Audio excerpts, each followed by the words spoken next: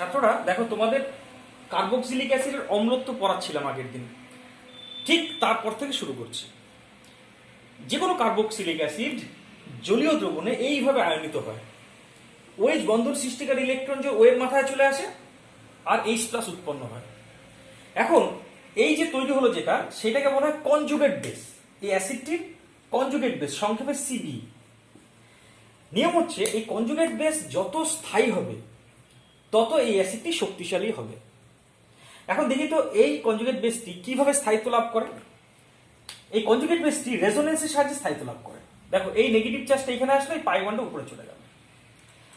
তখন আমরা আরেকটা কেমিক্যাল স্ট্রাকচার পাচ্ছি, আর সি ও মাইনাস ডবল বন্ড ও। যেহেতু এই কনজুগেট বেসটি মানে কার্বক্সিলেট অ্যানায়নটির দ্রবণে স্থায়িত্ব লাভ করছে, তাই it will have no tendency to combine with H plus again. মানে এই কার্বক্সিলেট অ্যানায়নের এইচ প্লাসের সাথে পুনরায় যুক্ত হয়ে বিক্রিয়াটিকে বাদিকে শিফট করানোর কোনো প্রবণতা সেরকম একটা থাকবে না। তার ফলে দ্রবণে কিন্তু এইচ প্লাসের পরিমাণ যথেষ্ট পরিমাণে থাকবে। তখন আমি কার্বক্সিলিক অ্যাসিডটিকে বলবো একটা আম্লিক ধর্মসম্পন্ন যৌগ। এই হচ্ছে এর অম্লত্ব প্রদর্শনের কারণ। এখন যেহেতু কার্বক্সিলিক অ্যাসিড দ্রবণের মধ্যে উভমুখী বিক্রিয়া দ্বারা আয়নিত হয়, তাই এক সময় পরে বিক্রিয়াটি সাম্যাবস্থায় পৌঁছায়। সেক্ষেত্রে সাম্য ধ্রুবক সমান সমান লেখা হয় concentration of R C double O minus, এগুলো ক্লাস 11 করেছো, একটু concentration of H plus by concentration of R C double O H. এক্ষেত্রে দেখো, এই সমীকরণটির উপরে লবে আছে কনসেন্ট্রেশন অফ এইচ প্লাস, অর্থাৎ এইচ প্লাসের গাঢ়ত্ব যত বেশি হয় তত আমি বলি অ্যাসিডটিকে শক্তিশালী। অর্থাৎ কে এর মান যত বেশি হবে, মানে সাম্য ধ্রুবকের মান যত বেশি হবে তত অ্যাসিডটিকে শক্তিশালী অ্যাসিড বলা হয়। কিন্তু এই সমস্ত মৃদু অ্যাসিডগুলির ক্ষেত্রে, জৈব অ্যাসিড মানে মৃদু অ্যাসিড, এই সমস্ত মৃদু অ্যাসিডগুলির ক্ষেত্রে কিন্তু অম্লত্বকে কে এর সাহায্যে প্রকাশ করা হয় না, পিকে এর সাহায্যে প্রকাশ করা হয়। পিকে এ ইকুয়াল টু জেনে নেবে minus log of K, class 11 পড়েছিল। যেহেতু এরকম একটা মাইনাস চিহ্ন আছে, তাই মনে রাখবে যত শক্তিশালী অ্যাসিড তত কে এর মান বেশি, কিন্তু তত পিকে এর মান কম, কারণ মাইনাস চিহ্নটা আছে। অর্থাৎ কোন একটা অ্যাসিডের পিকে এর মান যত কম হবে তত অ্যাসিডটি শক্তিশালী হবে। কেন? এই যে মাইনাস চিহ্নটার জন্য। As for example, acidic acid, তার পিকে এর মান হচ্ছে 4.77, আর ফর্মিক অ্যাসিড 76, হ্যাঁ, আর ফর্মিক অ্যাসিড তার পিকে এর মান 3.77। এগুলো সব পিকে লিখলাম, পিকে। তা দেখো তো, ফর্মিক অ্যাসিডের পিকে এর মান কম, তাই formic acid is more stronger than acidic acid. অর্থাৎ ফর্মিক অ্যাসিডের আম্লিক ক্ষমতা অ্যাসিডিক অ্যাসিডের থেকে বেশি। তার মানে তুমি মাথায় ঢুকিয়ে রাখবে, এরপরে আসবে কিন্তু জিনিসটা যে পিকে দিয়ে তুলনা, বিভিন্ন অ্যাসিডকে দিয়ে দেবে পরীক্ষায়, বলবে কাদের পিকে এর মান বেশি, কার পিকে এর মান কম। তখন তোমাকে জানতে হবে শক্তিশালী অ্যাসিড মানেই পিকে এর মান কম, মনে থাকে জানো। এবার তুলনায় চলে আসি। কার সাথে কার তুলনা? কার্বক্সিলিক অ্যাসিড, কোন একটি কার্বক্সিলিক অ্যাসিড আমি একটা উদাহরণ হিসেবেই নিই। মনে করো উদাহরণ হিসেবে অ্যাসিডিক অ্যাসিডকে দিলাম। অ্যাসিডিক অ্যাসিডের সাথে ফেনলের অম্লত্বের তুলনা করছি। তোমরা প্রশ্ন আকারে লেখো, ফেনল এবং অ্যাসিডিক অ্যাসিডের মধ্যে কে শক্তিশালী অ্যাসিড? পরীক্ষা আসলো মনে করো, তখন কি লিখবে? নিয়মটা তোমার জানা আছে, কনজুগেট বেস যত স্থায়ী সে তত শক্তিশালী অ্যাসিড, এটা মাথার মধ্যে রাখবে। তাহলে দেখি তো এখান থেকে কনজুগেট বেসটা কি পাচ্ছি। তাহলে অ্যাসিডিক অ্যাসিডকে আমি স্ট্রাকচার ওয়াইজ লিখছি, সি ডবল বন্ড ও ও মাইনাস, সরি ও এইচ। এখানে ফেনলকেও স্ট্রাকচার ওয়াইজ লিখছি, ও এইচ। কেমন? তাহলে এখান থেকে এই বন্ডটা খুলে ও এর মাথায় চলে আসলো, এই বন্ডটা খুলে ও এর মাথায় চলে আসলো। তবে না এ এইচ প্লাস তৈরি করবে, এবং এইচ প্লাস কি তৈরি করলো দেখো, CH3 সি ডবল বন্ড ও ও মাইনাস, এইচ প্লাস এবং এরকম একটা অ্যানায়ন তৈরি করলো। কেমন? এইটাকে বলি কনজুগেট বেস। এখান থেকে আমি, আচ্ছা, এটা উভমুখী বিক্রিয়া দিতে হবে কিন্তু, মাইন্ড ইট। দুর্বল অ্যাসিডগুলির ক্ষেত্রে সব, মানে মৃদু অ্যাসিডগুলির ক্ষেত্রে উভমুখী চিহ্ন দিতে হয়, কারণ এরা ইকুইলিব্রিয়াম তৈরি করে, মানে দুদিকে বিক্রিয়াটা হওয়ার সম্ভাবনা থাকে। ফেনল থেকে অনুরূপভাবে আমি যে কনজুগেট বেসটা পাচ্ছি সেটা হচ্ছে বেকিট বলা হয় O minus and H plus. এবার নিয়ম হচ্ছে এই যে আমি কনজুগেট বেসটা পেলাম সিবি এবং এই যে কনজুগেট বেসটা পেলাম সিবি, এই দুজনের মধ্যে যে বেশি স্থায়ী হবে সে মানে সেই কম মানে সংশ্লিষ্ট অ্যাসিডটি শক্তিশালী হবে। কেমন? দুটি কনজুগেট বেসের মধ্যে যেটি বেশি স্থায়ী তার সংশ্লিষ্ট অ্যাসিডটি বেশি আম্লিক হবে, এটাই নিয়ম। এবার দেখা যাক এই দুটি কনজুগেট বেসের মধ্যে কে বেশি স্থায়ী।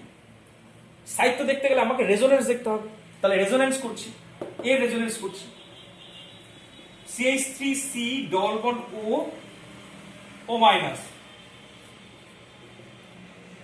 এই বন্ডটা এইখানে আসলো, নেগেটিভ চার্জটা এই বন্ডটা খুলে ও এর মাথায় গেল, তাহলে পাচ্ছি দেখো CH3C double bond O minus.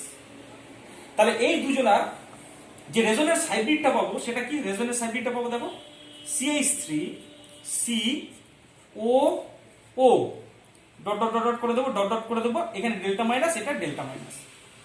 এইটা হচ্ছে ক্যানোনিক্যাল স্ট্রাকচার 1, এইটা যদি হয় ক্যানোনিক্যাল স্ট্রাকচার 1, এটা ক্যানোনিক্যাল স্ট্রাকচার 2, এবং এইটা হচ্ছে তাদের resonance hybrid.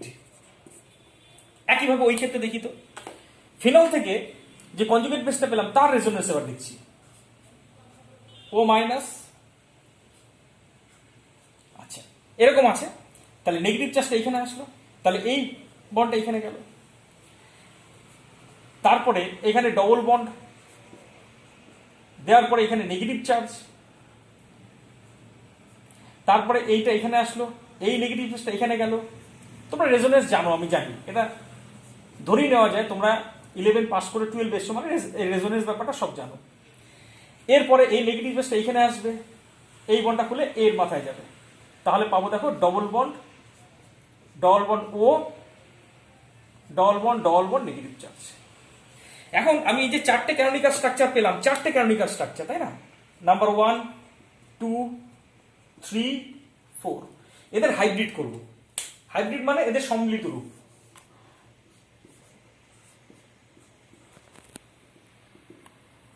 Delta minus delta minus delta minus delta minus.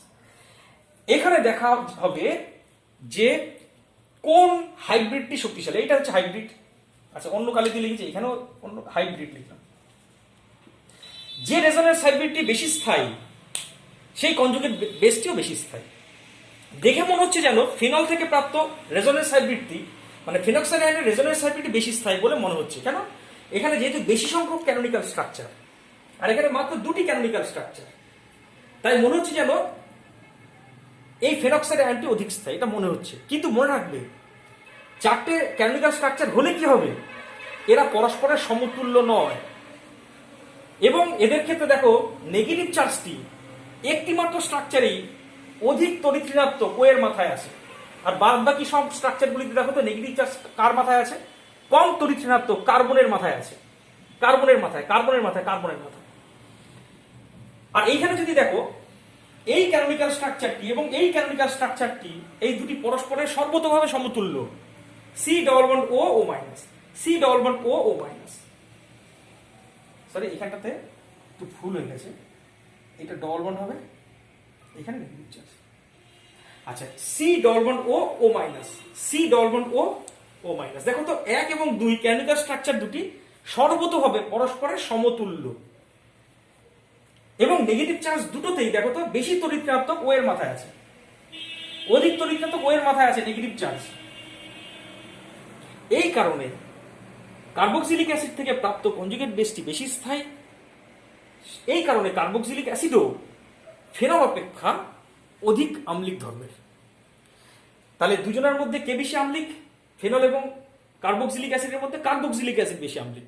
এক কথায় বলতে গেলে ফেনলের কনজুগেট বেস অপেক্ষা কার্বক্সিলিক অ্যাসিডের কনজুগেট বেস বেশি স্থায়ী, কারণ এক্ষেত্রে ক্যানোনিক্যাল স্ট্রাকচারগুলি পরস্পরের সমতুল্য এবং এক্ষেত্রে নেগেটিভ চার্জ অধিক তড়িৎ ঋণাত্মক অক্সিজেনের মাথায় আছে। আর এক্ষেত্রে ক্যানোনিক্যাল স্ট্রাকচারগুলি পরস্পর সমতুল্য তো নয়, এবং নেগেটিভ চার্জ একটিতে কেবলমাত্র অধিক তড়িৎ ঋণাত্মক ও এর মাথায় আছে, বাদ বাকিগুলিতে কিন্তু কম তড়িৎ ঋণাত্মক কার্বনের মাথায় আছে। এই কারণে এর কনজুগেট বেসটিও কম স্থায়ী, ফেনলের আম্লিক ধর্ম এইটা অপেক্ষা কম। এবার চলে আসি পরের প্রসঙ্গে, সেটা হচ্ছে কার্বক্সিলিক অ্যাসিড সমূহের অম্লত্বের তুলনা করবো এবার। মানে বিভিন্ন কার্বক্সিলিক অ্যাসিডের অম্লত্বের তুলনা। তোমরা হেডিং করো, আমি হেডিং করলাম এখানে বিভিন্ন প্রতিস্থাপিত কার্বক্সিলিক অ্যাসিডের, এখানে লিখতে হবে পুরো কথা, টাইম লাগছে, কার্বক্সিলিক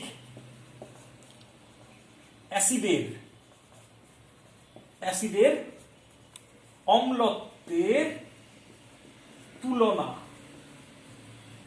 অম্লত্বের তুলনা, বিভিন্ন প্রতিস্থাপিত কার্বক্সিলিক অ্যাসিড সমূহের অম্লত্বের তুলনা। দেখো এক্ষেত্রে দুটো নিয়ম আছে। নিয়ম হচ্ছে কার্বক্সিলিক অ্যাসিডের মধ্যে ইলেকট্রন আকর্ষণকারী গ্রুপও থাকতে পারে, ইলেকট্রন বিকর্ষণকারী গ্রুপও থাকতে পারে। যেমন as for example C double bond O OH, এইটা হচ্ছে তোমার কার্বক্সিলিক অ্যাসিড গ্রুপ। এখানে মনে করো কোনো একটা ইলেকট্রন বিকর্ষণকারী গ্রুপ যুক্ত আছে, ইলেকট্রন বিকর্ষণকারী মানে প্লাস আই এফেক্ট যুক্ত গ্রুপ, প্লাস আই। কেন প্লাস আই এফেক্ট যুক্ত গ্রুপগুলি ইলেকট্রনকে বিকর্ষণ করে ঠেলে? তাহলে এই ইলেকট্রন বিকর্ষণের ফলে দেখো তো ওএইচ বন্ধন সৃষ্টিকারী ইলেকট্রন জোড় কার দিকে সরে আসবে? এইচ এর দিকে। যদি এই ওএইচ বন্ধন সৃষ্টিকারী ইলেকট্রন জোড় এইচ এর দিকে সরে আসে তাহলে এইচ প্লাসের মুক্তি কঠিন হয়ে পড়বে। কিন্তু কেন তুমি জানো আম্লিক ধর্ম প্রদর্শন করতে গেলে ইলেকট্রন জোড়কে ও এর মাথায় আসতে হয়, কিন্তু আমি দেখতে পাচ্ছি এই প্লাস এফেক্টের ফলে ইলেকট্রন জোড় এইচ এর দিকে সরে আসছে, তার ফলে কিন্তু এইচ প্লাসের মুক্তি এখানে কঠিন হয়ে পড়বে, আম্লিক ধর্ম হ্রাস পাবে। তাহলে তুমি নীতিটা লিখবে, কার্বক্সিলিক অ্যাসিডের অণুতে যদি ইলেকট্রন বিকর্ষণকারী গ্রুপ অর্থাৎ প্লাস আই এফেক্টের কোনো গ্রুপ যুক্ত থাকে তাহলে অ্যাসিডের অম্লত্ব হ্রাস পায়। এক্ষেত্রে আবার তোমাকে আমি কয়েকটা অ্যাসিডকে দেখাচ্ছি, যেমন ধরো শুধু ফর্মিক অ্যাসিড HC, আচ্ছা HC ডবল এইচ, দেখো এখানে কোনো প্লাস আই এফেক্ট যুক্ত গ্রুপ নেই। CH3C ডবল OH, দেখো এখানে কিন্তু প্লাস আই এফেক্ট যুক্ত গ্রুপ আছে একটা, মিথাইল গ্রুপ, অ্যালকিল গ্রুপ মানে প্লাস আই এফেক্ট দেখাবে। CH3CH, CH3C double bond OH, দেখো এখানে আবার প্লাস আই এফেক্টের দুটো গ্রুপ আছে কিন্তু, তাই দুটো তীর চিহ্ন দিয়েছি। আর হতে পারে কি তিনটে প্লাস আই এফেক্ট যুক্ত গ্রুপ।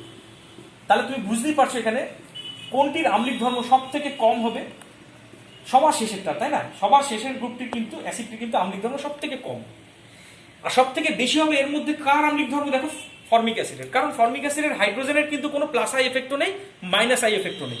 তাই যদি তুলনা করি সব থেকে বেশি আম্লিক ধর্ম হবে ফর্মিক অ্যাসিডের, তাই এটাকে 1 নম্বর দেবো। তারপরে এইটার, তারপরে এই যৌগটির, এবং সব থেকে কম হবে কিন্তু এই যৌগটির। এবার আসছি মাইনাস আই এফেক্টের প্রভাব, তাহলে এটা মুছে দিলাম। এইখানে এবার মাইনাস আই এফেক্ট যুক্ত গ্রুপ, যেমন মনে করো কোনো একটা মাইনাস আই এফেক্ট যুক্ত গ্রুপ যুক্ত আছে, সি ডবল বন্ড ও OH। হোয়াইট হচ্ছে এমন একটা গ্রুপ যে ইলেকট্রনকে টানে মাইনাস আই এফেক্টের সাহায্যে। তাহলে খেয়াল করে দেখো এই OH বন্ধন সৃষ্টিকারী ইলেকট্রন জোড় কার দিকে সরে আসবে? ও এর দিকে। তার ফলে দেখো এইচ প্লাসের মুক্তিটা সহজ হবে, আম্লিক ধর্ম বৃদ্ধি পাবে। তাহলে নীতিটা লেখো, নীতিটা কার্বক্সিলিক অ্যাসিডের অণুতে কোনো একটা মাইনাস আই এফেক্ট সৃষ্টিকারী গ্রুপ যুক্ত থাকলে সংশ্লিষ্ট অ্যাসিডের আম্লিক ধর্ম বৃদ্ধি পায়। এখানে আবার তিনটে ঘটনা ঘটতে পারে। কিরকম তিনটে ঘটনা? প্রথম ঘটনা হচ্ছে প্রকৃতির প্রভাব। প্রকৃতির প্রভাব তার মধ্যে হচ্ছে, আমি তোমাকে উদাহরণ দিয়ে বলি, মনে করে ফ্লোরিন যুক্ত আছে, মনে করো ক্লোরিন যুক্ত আছে, এটা হচ্ছে ফ্লোরো অ্যাসিটিক অ্যাসিড, এটা ক্লোরো অ্যাসিটিক অ্যাসিড, আর এটা হচ্ছে ব্রোমো অ্যাসিটিক অ্যাসিড। বুঝতেই পারছো সবাই টানে, কিন্তু সবারই কিন্তু মাইনাস আই এফেক্ট আছে, সবারই মাইনাস আই এফেক্ট আছে। কিন্তু তুমি জানো ফ্লোরিনের তড়িৎ ঋণাত্মকতা সব থেকে বেশি, তাই ফ্লোরিনের জন্য মাইনাস আই এফেক্ট সবচেয়ে তীব্রতর হবে। তাই অম্লত্বের ক্রম এই তিনটের মধ্যে সব থেকে বেশি হবে কার? এই যৌগটির অম্লত্ব সবচেয়ে বেশি, তাই একে 1 নম্বর দিলাম, এটা 2 নম্বর, এটা 3 নম্বর। এটা হলো প্রকৃতির প্রভাব। এরপরে যেটা আলোচনা করবো সেটা হচ্ছে সংখ্যার প্রভাব। 1 নম্বর হয়ে গেল, 2 নম্বর হচ্ছে সংখ্যার প্রভাব। এখানে হেডিং করলাম সংখ্যার প্রভাব। মনে করো তোমার কাছে আছে Cl CH2Cl C double bond O OH, তোমার কাছে আছে Cl CH Cl C double bond O OH, এবং আরেকটা এখানে লিখলাম Cl C Cl Cl C double bond O OH। এটা হচ্ছে monochloro acetic acid, dichloro acetic acid, trichloro acetic acid. বুঝতেই পারছো এখানে কটা ক্লোরিন টানছে, দেখো তো 3টে ক্লোরিন টানছে, মাইনাস আই এফেক্টের সাথে 3টে ক্লোরিন টানছে। তার ফলে কি এর অম্লত্ব সবচেয়ে বেশি হবে, তার মানে এইখানে এর অম্লত্ব সবচেয়ে বেশি, তাই 1 নম্বর দেবো। 2 নম্বর এটা সব থেকে কম এর মধ্যে হবে এর অম্লত্ব, কারণ এখানে একটা মাত্র ক্লোরিন ইলেকট্রন জোড়কে টানছে, তাহলে ওইচ বন্ধন সৃষ্টিকারী ইলেকট্রন আসবে কিন্তু অতটা আসবে না, তাই এর সবচেয়ে বেশি আম্লিক, তারপরে এটা, তারপরে এটা। এরপরে চলে আসি অবস্থানের প্রভাব। 3 নম্বর হেডিং করলাম এখানে অবস্থানের প্রভাব। দেখো দূরত্ব, মনে করো CH2Cl CH2C, আচ্ছা CH2COOH, একটা অ্যাসিড। আচ্ছা এইটাকে বলতে পারি আলফা, এটা বিটা, এটা গামা। গামা পজিশনে ক্লোরিন আছে। তারপরটা বলছি, মনে করো ক্লোরিন আছে কিন্তু কোন পজিশনে, বিটা পজিশনে। তারপরেরটা মনে করো ক্লোরিন আছে কিন্তু কোথায়, আলফা পজিশনে, CH2CH, মানে এই কার্বনটাতে ক্লোরিন আছে। তাহলে দেখো তো একটা ক্লোরিন টানবে, সব ক্ষেত্রেই টানবে, কিন্তু ক্লোরিন যেহেতু তড়িৎ ঋণাত্মক তাই টানবে, নো ডাউট। কিন্তু দূরত্ব বৃদ্ধির সাথে সাথে তুমি জানো যে মাইনাস আই এফেক্ট হ্রাস পায়, তাই এই টানটা অপেক্ষাকৃত কম কার্যকর হবে, কারণ অনেক দূরে, ওইচ বন্ধনটা অনেকটা দূরে। তাই এই 3টের মধ্যে সব থেকে বেশি টানটা কার্যকর হবে এই ক্ষেত্রে। তাই দেখো তো 3টের মধ্যে সব থেকে বেশি আম্লিক হবে নিচেরটা, তারপরে দ্বিতীয়টা, তারপরে তৃতীয়টা। এই হচ্ছে অম্লত্বের ক্রম। তাহলে সব থেকে বেশি আম্লিক হলো আলফা পজিশনে যে ক্লোরিনটা আছে সেইটা, তারপরে বিটারটা, তারপরে গামারটা। এরপরে তোমাকে এর সাথে বেস করে আরো কিছু কিছু প্রশ্ন দিতে পারে। যেমন ধর আমি তোমার সামনে একটা প্রশ্ন রাখবো, 3টে অ্যাসিডকে দেখাচ্ছি। একটা হচ্ছে HC triple bond CH C double bond O OH, একটা acid. CH2 double bond CH C double bond O OH, আরেকটা হলো CH3C H2 C double bond O OH। তোমাকে বলবো এই 3টেকে অম্লত্বের ক্রমে সাজাও, কোনটি বেশি আম্লিক হবে। খেয়াল করো এই কার্বনটি কিন্তু sp সংকরায়িত, এই কার্বনটি sp2 সংকরায়িত, এবং এই কার্বনটি sp3 সংকরায়িত। এখানে এস ক্যারেক্টার কত পার্সেন্ট আছে, 50% এস ক্যারেক্টার। এখানে এস ক্যারেক্টার আছে 33.33%, এখানে এস ক্যারেক্টার আছে 25%। তুমি জানো কার্বন পরমাণু বা যে কোনো পরমাণুর এস চরিত্র যত বাড়ে, মৌলের পরমাণুটি তত বেশি তড়িৎ ঋণাত্মক হয়। তাহলে এই কার্বনটি যেহেতু এখানে এস ক্যারেক্টার সবচেয়ে বেশি, তাই এই কার্বনটি সবচেয়ে বেশি তড়িৎ ঋণাত্মক, তাই এর মাইনাস আই এফেক্ট মানে ইলেকট্রনটি টানার ক্ষমতা সবচেয়ে বেশি হবে, তাই এইটা সব থেকে বেশি আম্লিক, তাই একে 1 নম্বর দিলাম। তারপরে এটা, তারপরে এটা সব থেকে কম আম্লিক, বরং এ টানবে না, বরং ইলেকট্রনকে ঠেলবে, তাই অম্লত্ব অ্যাকচুয়ালি কমিয়ে দেবে আরো। তাহলে সবচেয়ে বেশি এই আম্লিক, এটা আম্লিক, তারপরে দ্বিতীয় এইটা, তারপরে তৃতীয়। এরপরে আরেকটা খুব ইম্পর্টেন্ট কোশ্চেন বলছি, সেটা হলো দুটো অ্যাসিড দিয়ে দিল, একটা হচ্ছে অ্যাসিটিক অ্যাসিড, আরেকটা হচ্ছে প্যারা অ্যাসিটিক অ্যাসিড, পার অ্যাসিটিক অ্যাসিড। পার অ্যাসিটিক অ্যাসিড, পার অ্যাসিটিক অ্যাসিড মানে আরেকটা এক্সট্রা ও আছে। এই দুটির মধ্যে কে বেশি আম্লিক, এটা তুলনা করতে গেলে তোমাকে দেখতে হবে কনজুগেট বেস। এর কনজুগেট বেসটাকে, এর কনজুগেট বেসটা খেয়াল করো, একটা এখানে যদি চলে আসে তাহলে পাবো কনজুগেট বেসটাকে CH3 C double bond O minus. আর এক্ষেত্রে যদি বন্ডটা এখানে চলে আসে তাহলে কনজুগেট বেসটা কি পাবো, দেখো CH3 C double bond O minus.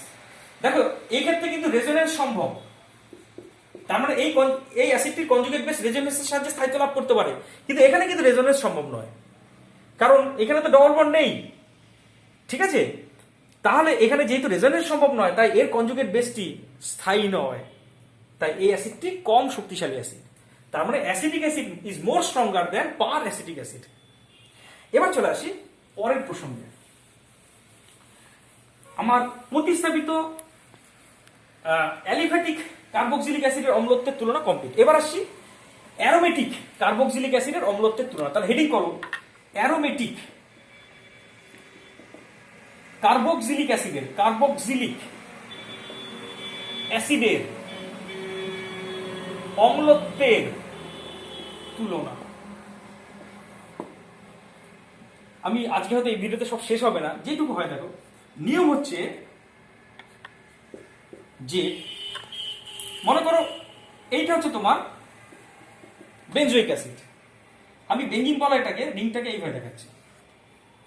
নিয়ম হচ্ছে যদি কোনো একটা ইলেকট্রন আকর্ষণকারী গ্রুপ, ইলেকট্রন আকর্ষণ হতে পারে মাইনাস আই এর মাধ্যমে বা মাইনাস আর এফেক্টের মাধ্যমে, বেঞ্জিন বলয় যুক্ত থাকে, তাহলে ইলেকট্রনকে টেনে নেবে নিজের দিকে। ইলেকট্রনকে যদি টেনে নেয় তাহলে আমলিক ধর্ম বাড়বে। একইভাবে যদি ইলেকট্রন বিকর্ষণকারী কোনো গ্রুপ যদি যুক্ত থাকে বেঞ্জিন বলয়ে, ইলেকট্রন বিকর্ষণকারী গ্রুপ যুক্ত আছে মানে কোন একটা গ্রুপ ইলেকট্রনকে ঠেলছে, সে ঠেলাটা প্লাস আই এর মাধ্যমে হতে পারে প্লাস আর এর মাধ্যমে হতে পারে, তাহলে কিন্তু যেহেতু ইলেকট্রন ঠেলছে তাহলে অম্লত্ব হ্রাস পাবে। তবে সোজা কথা বেঞ্জিন বলয় যদি মাইনাস আই বা মাইনাস আর এফেক্ট সৃষ্টিকারী গ্রুপ থাকে তাহলে অম্লত্ব বাড়িয়ে দেবে, আর যদি প্লাস আই বা প্লাস আর এফেক্ট সৃষ্টিকারী গ্রুপ থাকে তাহলে অম্লত্ব হ্রাস করাবে। কিন্তু এবার একটা কথা মনে রাখবে, তাহলে আমি এই অনুসারে আমি দেখতে পারি বেঞ্জিন বলয় COOH F, এ তো মাইনাস আই এফেক্ট আছে, তাহলে বেঞ্জিন বলয়ের সাথে ফ্লোরিন মাইনাস আই এফেক্ট যুক্ত গ্রুপ আছে, তাহলে অম্লত্ব বাড়িয়ে দেবে। আচ্ছা, একইভাবে যদি ফ্লোরিন নয় NO2 আছে যার কিনা মাইনাস আর এফেক্ট আছে, মাইনাস আর কেন দেখো, এ কিন্তু ইলেকট্রন টানবে কিন্তু কিসের সাহায্যে বলতো, রেজোনেন্সের সাহায্যে টানবে, মনে পড়ছে, রেজোনেন্সের সাহায্যে টানবে মানে মাইনাস আর এফেক্টের সাহায্যে টানবে, তাহলে এও কিন্তু অম্লত্ব বাড়াবে এবং মাইনাস এর থেকেও মাইনাস আর এফেক্ট বেশি কার্যকরী, তাই এর অম্লত্ব এর থেকেও বেশি হবে। এই একটা দিক আছে। আরেকটা দিক আছে যে ঠেলার কোন গ্রুপ, ইলেকট্রনকে বিকর্ষণ করার কোন গ্রুপ যুক্ত আছে, মনে করো প্যারা পজিশনে CH3 আছে, তাহলে এটা তো প্লাস আই এফেক্ট সৃষ্টি করে, তাহলে এ তো ইলেকট্রনকে ঠেলবে, তাহলে অম্লত্ব হ্রাস করবে। আরেকটা হচ্ছে ঠেলার কোনো গ্রুপ আছে কিন্তু সেটা কিন্তু রেজোনেন্সের সাহায্যে ঠেলছে, মানে প্লাস আই এফেক্টের সাহায্যে নয়, এবার ঠেলছে কিসের সাহায্যে, রেজোনেন্সের সাহায্যে ঠেলছে, প্লাস আর এফেক্টের সাহায্যে, তাহলে এও কিন্তু আম্লিক ধর্ম কমিয়ে দেবে। কিন্তু কম্পারেটিভলি এর তুলনায় কিন্তু এর আম্লিক ধর্ম কমিয়ে দেওয়ার ক্ষমতা বেশি, কারণ রেজোনেন্স এফেক্ট বেশি কার্যকরী হয়। এবার তুমি যদি বলো অম্লত্বের ক্রম বলে একটা কথা লিখলাম, সব থেকে বেশি অম্লত্ব সৃষ্টি করে মাইনাস আর, তারপরে মাইনাস আই, তারপরে প্লাস আই, তারপরে প্লাস আর। আর একটা কথা বলছি, মেটা অবস্থানে যদি কোনো গ্রুপ থাকে রেজোনেন্স এফেক্ট কার্যকর হবে না, মেটা পজিশনে প্লাস আই বা মাইনাস আই এফেক্ট কার্যকর হবে, কিন্তু মেটা অবস্থানে মাইনাস আর বা প্লাস আর এফেক্ট কার্যকর হয় না, এটা যেন মনে থাকে। কেমন? এর উপর ভিত্তি করে আমি পরের ভিডিওতে অ্যাসিড ধর্মের আরো কিছু আছে বলবো, কিন্তু এটা যেন মাথায় থাকে, রেজোনেন্স এফেক্ট মেটা অবস্থানে কার্যকর হয় না।